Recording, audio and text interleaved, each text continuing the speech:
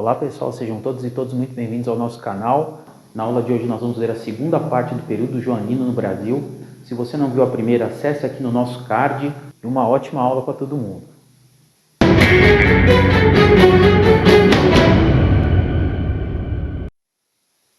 Passada então essa confusão inicial, Dom João VI finalmente começa a governar o Império Português a partir do Rio de Janeiro.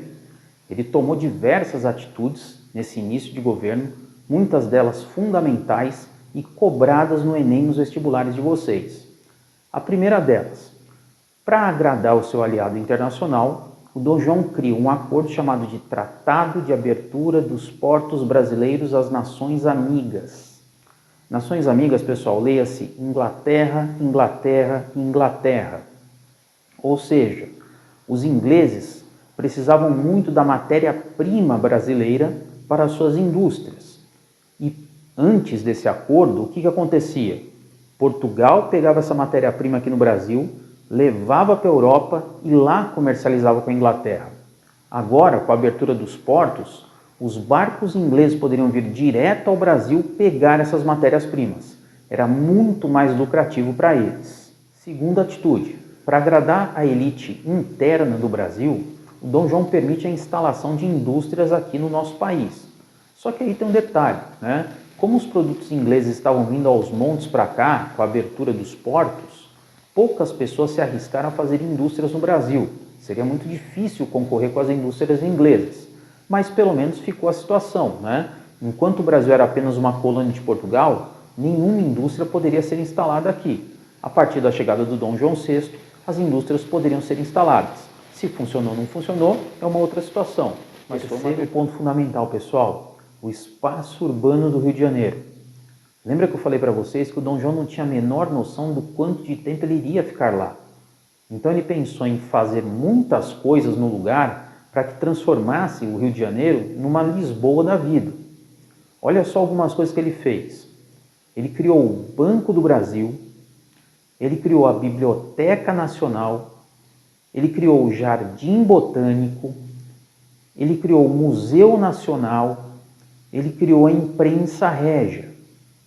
Então ele foi tomando várias e várias atitudes que realmente transformaram o Rio de Janeiro. Agora, o que o Enem e os vestibulares vão cobrar especialmente de vocês? Pensem aqui comigo. Pessoas pobres conseguem colocar dinheiro no banco? Dificilmente, hoje em dia, imagina naquela época. Pessoas pobres daquela época tinham acesso à leitura e educação? Dificílimo.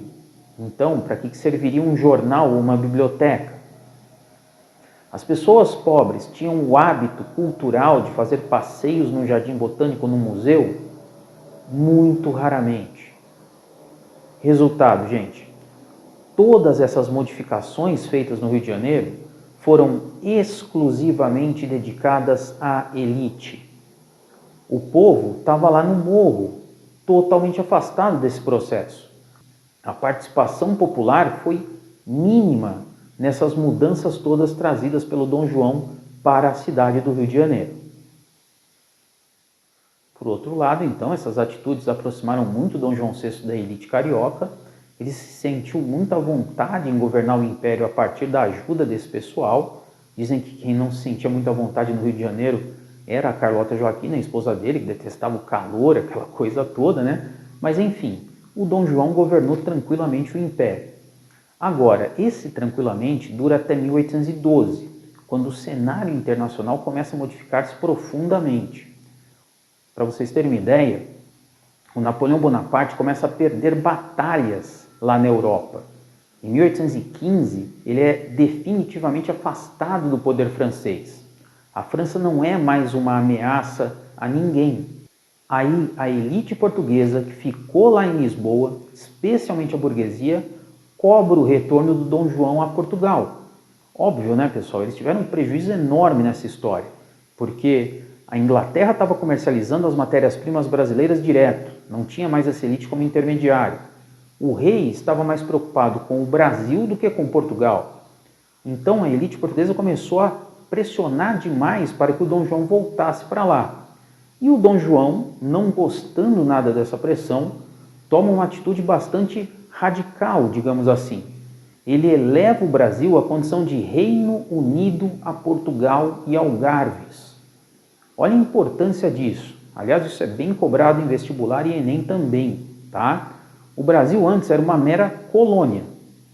Então, uma coisa é a relação metrópole-colônia. Outra coisa é uma relação Reino Unido. Você tem uma igualdade maior, uma paridade maior na relação. A elite portuguesa entendeu a provocação, né? E aí eles começam a organizar um movimento para mudar a Constituição de Portugal, para que o rei não mandasse mais com o poder absoluto. O Dom João, sabendo dessa situação, alertado por alguns amigos que ele ainda tinha em Lisboa, né? Ele fica numa situação muito difícil, porque ele tinha que decidir de novo entre ficar num lugar ou ir embora para outro, no caso, retornar para Portugal. Isso vai se arrastar até 1821, quando acontece a chamada Revolução do Porto. Na Revolução do Porto, a elite portuguesa exigiu o retorno de Dom João imediato a Portugal, senão ele seria destituído do poder, e aí não governaria absolutamente mais nada. Nesse momento, o Dom João se reúne com a Inglaterra, se reúne com a elite brasileira e define o seguinte, que o filho mais velho dele, Dom Pedro, ficaria como príncipe regente no Brasil. Olha só onde nós já estamos chegando. E que ele, Dom João, iria voltar para Portugal para resolver a situação política do país. Resultado, ele, Dom João, sabia que nunca mais voltaria ao Brasil. Ele sabia que a situação estava muito complicada em Portugal. Então, antes de ir embora, ele passa pelo Banco do Brasil, pega todo o dinheiro que tinha lá, todas as riquezas depositadas lá, então ele quebra o Banco do Brasil e vai-se embora para Portugal.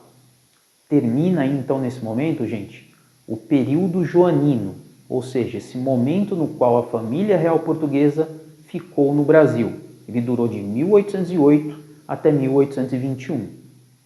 Para finalizar a nossa aula, vamos dar então uma olhadinha em 2 exercícios de como isso é cobrado de vocês no Enem e nos vestibulares.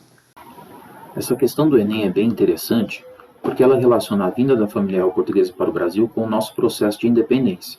Vamos então fazer uma análise de cada uma das alternativas. A letra A diz: incentivado o clamor popular por liberdade. Essa alternativa está errada porque a população estava muito afastada de todo esse processo. Lembre-se que Dom João VI se aproximou muito da elite carioca e deu muita liberdade para essa elite com várias melhorias feitas na cidade. A população, pelo contrário, ficou muito afastada de todo esse processo. Na letra B, nós temos enfraquecido o pacto de dominação metropolitana. Lembrando que metrópole era Portugal, colônia Brasil. Essa alternativa está correta porque a metrópole Portugal foi invadida pela França. Então, tudo que acontecia lá era de domínio francês. A elite portuguesa fugiu com Dom João para o Brasil e transformaram a colônia na sua nova casa. Portanto, o pacto colonial de dominação foi totalmente enfraquecido e praticamente invertido. A letra C diz: motivado às revoltas escravas contra a elite colonial.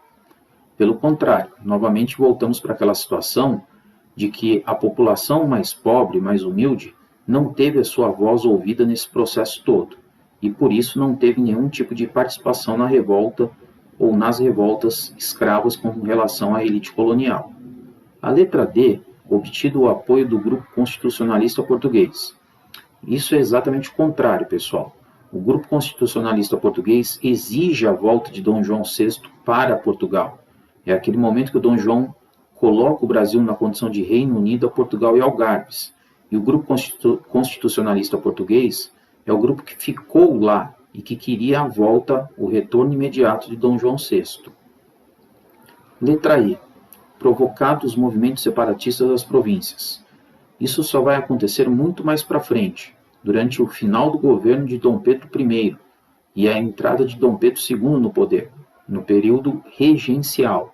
Então, neste momento que Dom João VI está no Brasil, não existe ideia ainda de muita separação das províncias. Você tem alguns movimentos internos, mas não movimentos tão completos assim a ponto de quererem separar as províncias do Brasil como um todo. A questão elaborada pela FUVEST é muito parecida com a questão elaborada pelo Enem. Vamos fazer a análise das alternativas. A letra A está errada porque a rainha Dona Maria I já estava afastada das funções políticas muito antes da vinda da família real portuguesa para o Brasil.